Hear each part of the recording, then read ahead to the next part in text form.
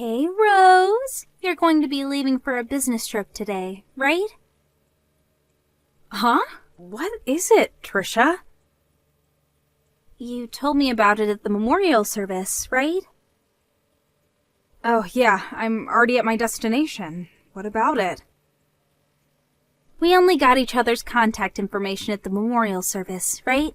Even if we are cousins, I thought it would be rude to contact you when you're busy, so I thought I should ask you about it.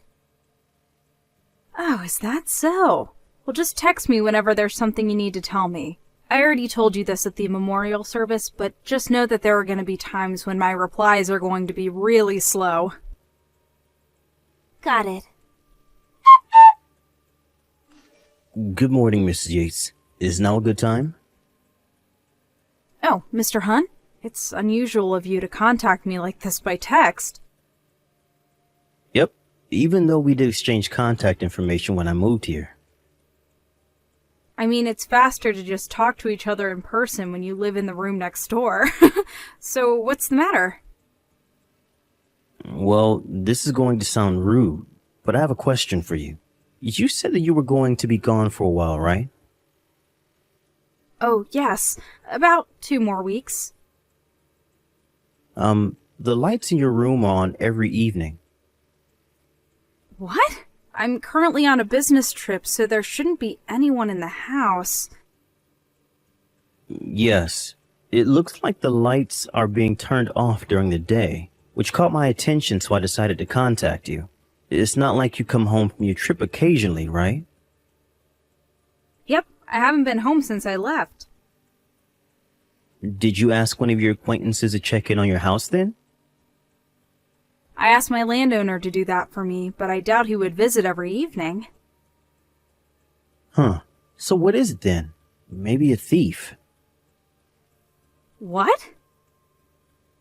Oh, never mind.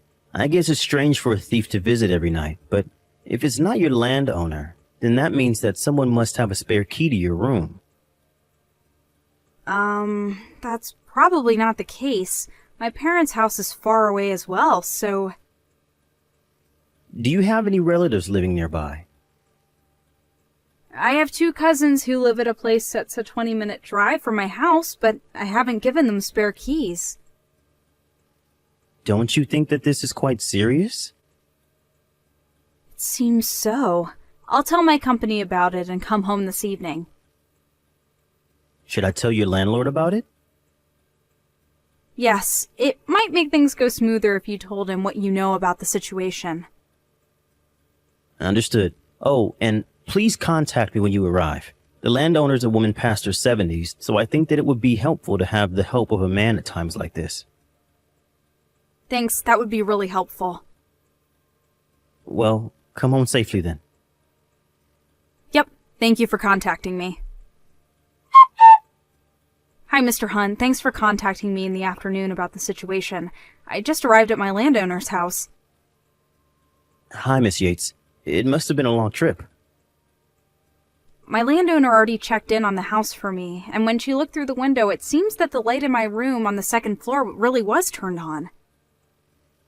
I was able to get home from work a bit early today, so I was observing your room. It seems that the person arrived 1 hour earlier than you. The window was open strangely, so I did a bit of eavesdropping and, What is it? well, I think I heard the voices of a man and a woman. What? A man? And a woman? Well, what they were saying was, they must have been having sex based on what they were saying. Huh? Sorry if I'm wrong, and it's just my misunderstanding. Oh, don't be. Thank you for the information. Me and the landowner are going to be entering the house now. I know it's a hassle, but would you mind coming with us? Understand. I'll be waiting in front of your room. It was you, Trisha? Where did you run off to?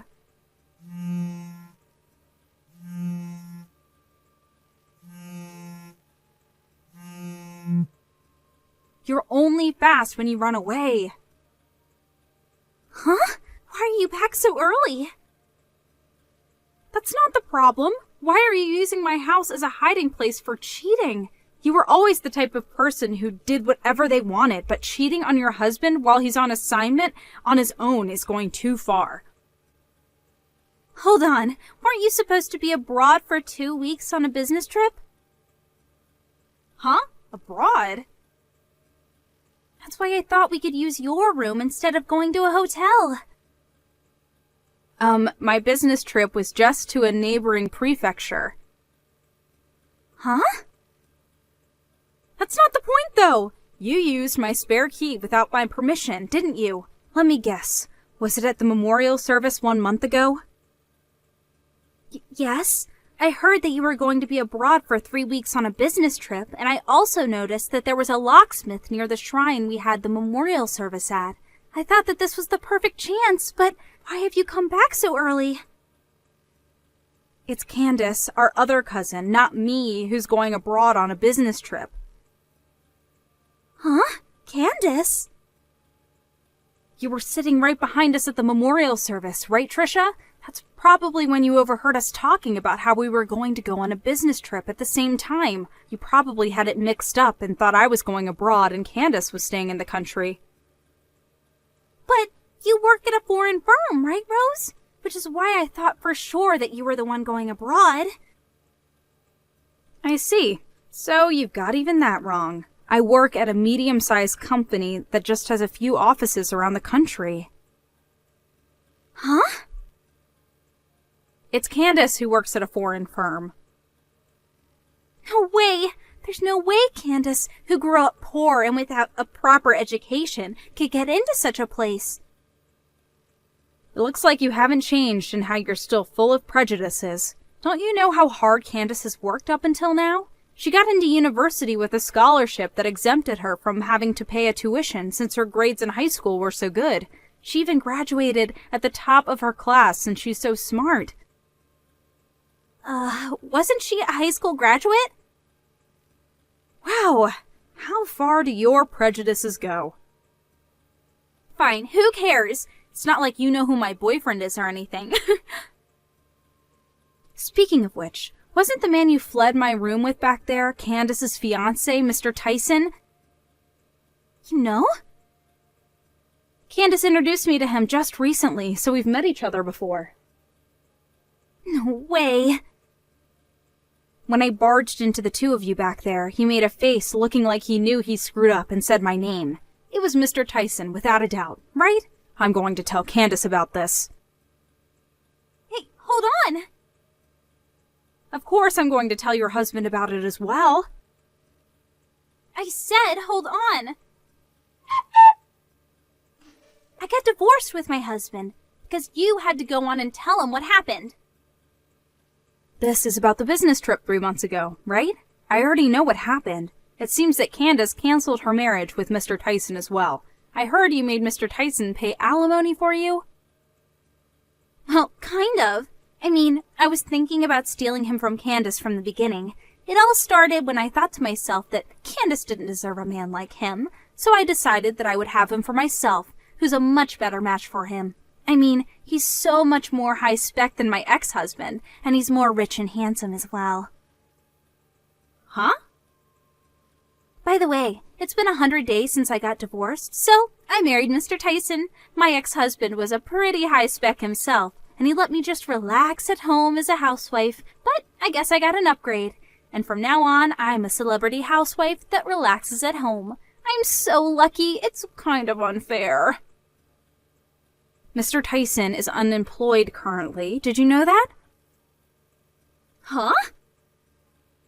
The company he was running with his friend went bankrupt half a month ago. Bankrupt? I heard that to pay off the debt, he had to take a loan out because of the bankruptcy. He's now working part-time while looking for a new job. He's in debt? I heard that that's part of the reason why he and Candace delayed their wedding ceremony, which they've been planning to have the next spring. And yet, given his situation, you still made him pay your alimony for you. He might be in even more debt now than he was in the start. You're joking, right? The reason you were using my room as a secret hiding place was because Mr. Tyson told you that going to hotels was too expensive, so he wanted to meet at your house, where your husband was gone because of his assignment elsewhere, right? Huh? Well, yes, that's why. This is just my speculation, but he was in debt, so he probably didn't want to spend too much money. But there are a few cameras placed in your house to keep watch of your pet, right?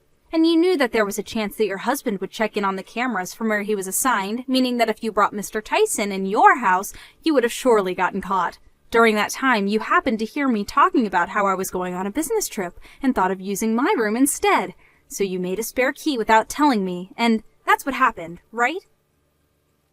Hold on. I finally realized it now, but could it be the case that I'm screwed because I just married an unemployed man who's in debt? Looks like it. No way. No way. No!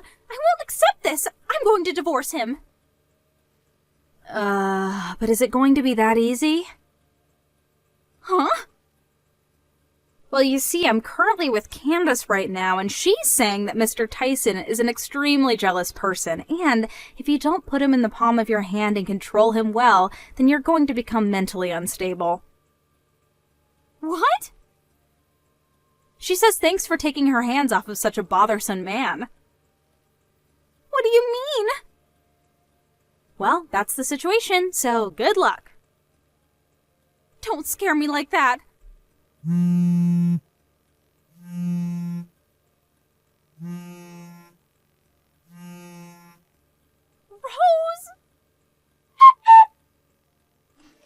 Good evening, Miss Yates. It's been 2 months since you moved to your new room. Have you gotten used to it? Good evening, Mr. Hunt. My move happened at the same time it got really busy at work, so I was only able to arrange all my stuff just recently, but I only moved to the apartment across the street. The layout is similar to my old room, and the landowner is still the same, so it doesn't really feel like much has changed. I see. That being said, it's so freeing finally to get away from the room that was used as a secret meeting place for adultery. I'm glad you feel that way. You live in room 202 now, right?